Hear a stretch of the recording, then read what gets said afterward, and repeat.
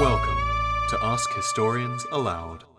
In this special episode series, we'll be bringing you curated audio content.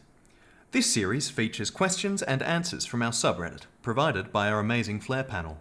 This is a way of casting light on the great questions and answers that are happening every day at Ask Historians.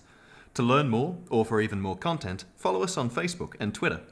Please also check out the Patreon, which goes towards supporting this endeavour.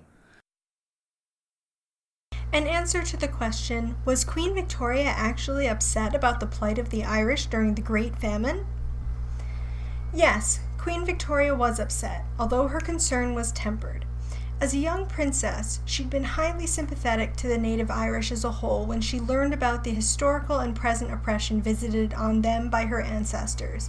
It's been argued that her feelings were turned early in her rule by her highly influential first Prime Minister, Lord Melbourne. Ireland had been undergoing civil unrest through the 1830s due to poor crop yields and high rents charged by absentee English landowners. And when Victoria came to the throne in 1837, she came to believe that the issue was the Low Irish, a term frequently used during this time for Irish people, particularly those that had emigrated to England, who were destitute and seen as having caused or deserving their problems through fecklessness and irresponsibility. Ireland had been undergoing civil unrest through the 1830s due to poor crop yields and high rents charged by absentee English landowners. And when Victoria came to the throne in 1837, she came to believe that the issue was the Low Irish, revolting against good or at least well-intentioned local leaders. This obviously had implications for leaders farther up the chain of command. Stricter measures were taken by the government against the Low Irish, a term frequently used during this time for Irish people, particularly those that had emigrated to England, who were destitute and seen as having caused or were deserving of their problems through fecklessness and irresponsibility.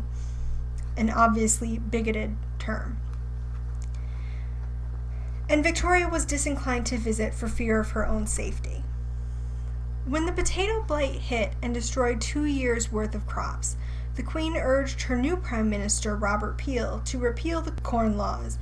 When the potato blight hit and destroyed 2 years' worth of crops, the Queen urged her new Prime Minister, Robert Peel, to repeal the Corn Laws, which had put high import duties on foreign food and thus caused even more economic devastation when crops in the United Kingdom failed, such as with the Great Famine. She also limited the palace bread rations to £1 per person per day in order to cut down on the use of grain and flour, freeing up more to be sent to Ireland. She also gave £2,000 from her personal income and encouraged others to donate to the cause. However, she still retained her old prejudices, and while she was horrified at the suffering of the poor Irish, she was disdainful of those that revolted violently against their landlords for hoarding or diverting food. Eventually, the royal family did visit. The Lord Mayor of Dublin invited the Queen to come in 1844, but the unrest and then famine made her and the government decide not to actually go through with it. Finally, in 1849, Victoria, Albert, and the oldest 4 children went on a low-budget state visit to improve relations between the Irish and English and stimulate trade and manufacture, which ended up costing roughly £2,000 itself, canceling out her earlier donation. Victoria and Albert were charmed by what they saw and considered it a great success. Despite the desperate circumstances, there were still plenty of cheering crowds. But her itinerary was designed to keep her out of the hard-hit areas, and in the long run it did little to calm tensions. One has to wonder what might have happened if she had given Ireland the kind of patronage she gave to Scotland. Would it have created a similar tourist industry and brought in more money for the region? Would there have been more sympathy on the part of the English toward the rural Irish? Would the government of Dublin have kept the statue of Albert that she sent following his death, the return of which helped to make Victoria okay with neglecting Ireland for the rest of her reign?